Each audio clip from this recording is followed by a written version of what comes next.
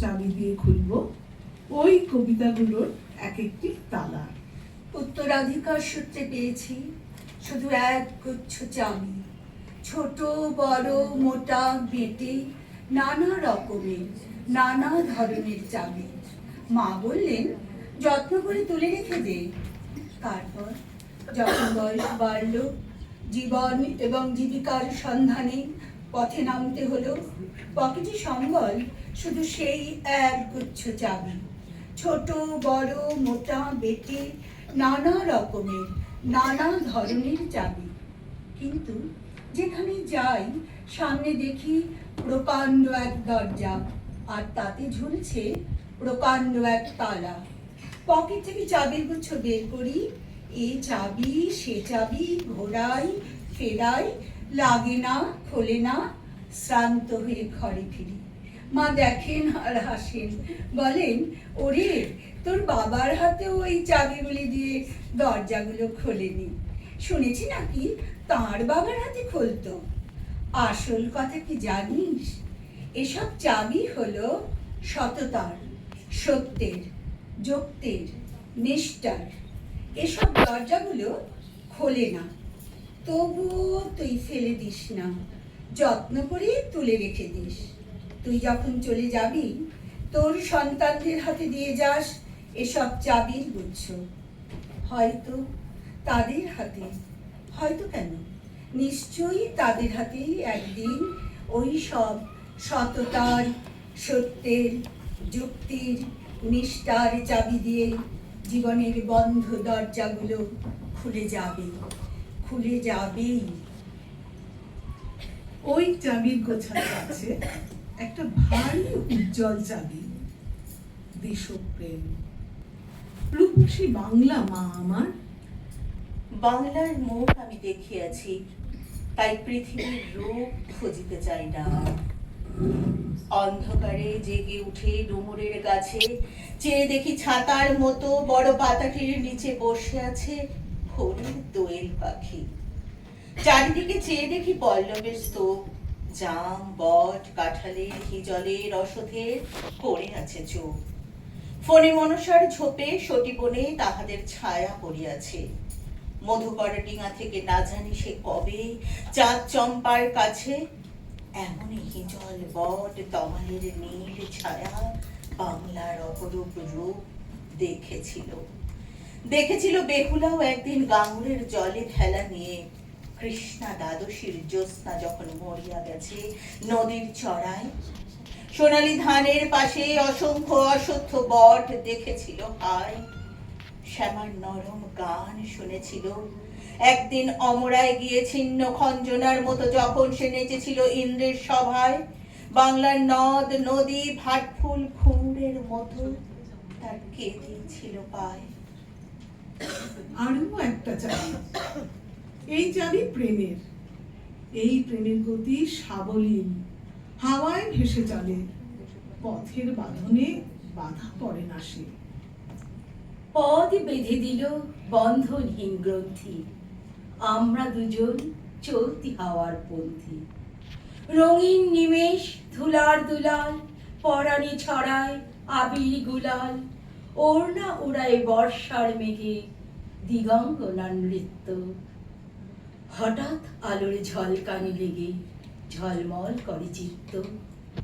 নাই আমাদের কনক চাপার কুঞ্জ, বনবিথিকায় কীর্ণ বকুল পুঞ্জ। হঠাৎ কখন সন্ধ্যা বেলায় নাম হারা ফুল গন্ধ এলায়। প্রভাত বেলায় হেলা ভরি করে অরুণ কিরণে তুচ্ছ। উদ্ধত যত শাখার শিখরে রডরেন গুচ্ছ। নাই আমাদের সঞ্চিত ধনরত্ন, নাইরি ঘরের লালন ললিত যত্ন। পথপাশে পাখি পুচ্ছ নাচায়, বন্ধন তারে করি না খাঁচায়। ডানা মেলে দেওয়া মুক্তি প্রিয়ে, কুজনে দুজনে তৃপ্ত। আমরা চকিত অভাবনীয় কচিত কিরণে দীপ্ত। হাতে তুলে নিলাম আরো একটা চাবি। এ চাবি ঘোরালে গ্লানি মুক্ত হওয়া যায়। ক্ষমা। বিশ্ব প্রকৃতির কাছে অবনত হয়ে ক্ষমা চাইতে হয়। এখন আমি একটা পাহাড় কিনতে চাই। সেই পাহাড়ের পায়ের কাছে থাকবে গহন অরণ্য। আমি সেই অরণ্য পার হয়ে যাব। তারপর শুধু রুক্ষ কঠিন পাহাড়, একেবারে চূড়ায়, মাথার খুব কাছে আকাশ, নিচে বিপুলা পৃথিবী, চরাচরে তীব্র নির্জনতা। আমার কণ্ঠস্বর সেখানে কেউ শুনতে পাবে না। আমি ঈশ্বর মানি না, তিনি আমার মাথার কাছে ঝুঁকে দাঁড়াবেন না। আমি শুধু 10 দিককে উদ্দেশ্য করে বলবো, প্রত্যেক মানুষই অহংকারী। এখানে আমি একা, এখানে আমার কোনো অহংকার নেই। এখানে জয়ী হবার বদলে ক্ষমা চাইতে ভালো লাগে। হে 10 দিক, আমি কোনো দোষ করিনি, আমাকে ক্ষমা করো।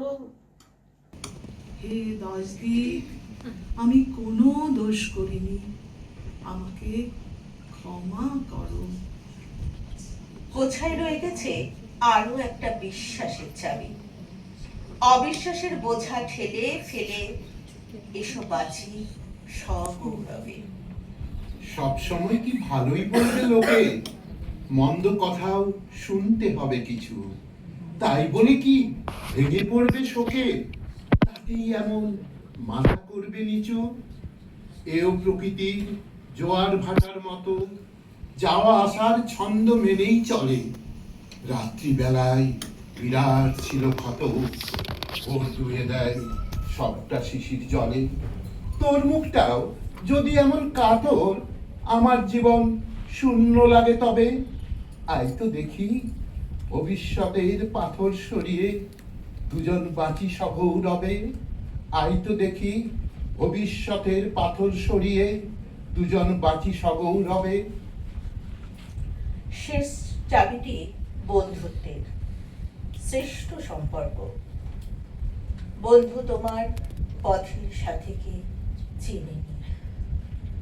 আমি একটা তুই চাই, একটা সত্যিকারের তুই চাই, যে জানবে আমার পুরো ভেতরটা, যে জানবে আমার লুকোনো সব দোষ, আমার বদমাইশি, আমার নোংরামি, আমার কলঙ্ক, যে নিজে থেকে আমার ভুলগুলোর অংশীদার হবে, আমার পাপগুলোকে অর্ধেক করে লিখে নেবে নিজের খাতার প্রথম পাতায়।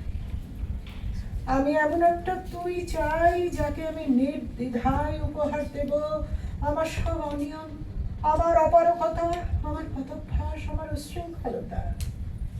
আমি পিঠ চাপড়ে তার কাঁধে তুলে দেব আমার অসহায়তার ঝুলি, আমার একাকিত্ব, আমার নিঃসঙ্গতার কষ্ট, আমার দুশ্চিন্তা, আমার হতাশা, সবগুলো ঝাড়ুদারের মতো পুড়িয়ে সে বাঁধবে মস্ত একটা বস্তা। তারপর পুলির মতো মাথায় করে বয়ে নিয়ে যাবে সেই সব অভিশাপ, আর হাসতে হাসতে বলবে, ভীষণ ভারী রে, কি করে এতদিন বইলি এই বোঝা। তারপর ঠিকানা ছাড়া পথে হাঁটতে থাকবে অসীম সমুদ্র পর্যন্ত। সাগর পাড়ে এসে প্রচন্ড শক্তিতে ছুঁড়ে ফেলে দেবে সেই বোঝা। ঠিক সাগরের মাঝখানে হারিয়ে যাবে আমার সব অভিশাপের ঝুলি। আমি ঠিক এরকম একটা তুই চাই, যে কোনো দিন তুমি বা আপনিগুলোর মাঝে হারিয়ে যাবে না। আমি ঠিক এরকম একটা তুই চাই। ধন্যবাদ। শেষ হলো আমাদের আজকের কবিতা কোলাজ। এক গুচ্ছ মানুষের মনের মিলকে নিয়ে। যেসব কবিদের কবিতা নিয়ে আজ আমরা সমৃদ্ধ হলাম, তারা হলেন সলিল চৌধুরী, জীবনানন্দ দাশ, রবীন্দ্রনাথ ঠাকুর, সুনীল গঙ্গোপাধ্যায়, শঙ্খ ঘোষ ও শ্রীজাত বন্দ্যোপাধ্যায়। আর এই কোলাজটির ভাবনা ও পরিকল্পনায় শম্পা চক্রবর্তী, পরিবেশনায় আমি মৌলিক, আমি গৌতম কারো, শিপ্রা সরকার, শম্পা চক্রবর্তী, সীমা মুখার্জি, তন্দ্রা চক্রবর্তী। ধন্যবাদ।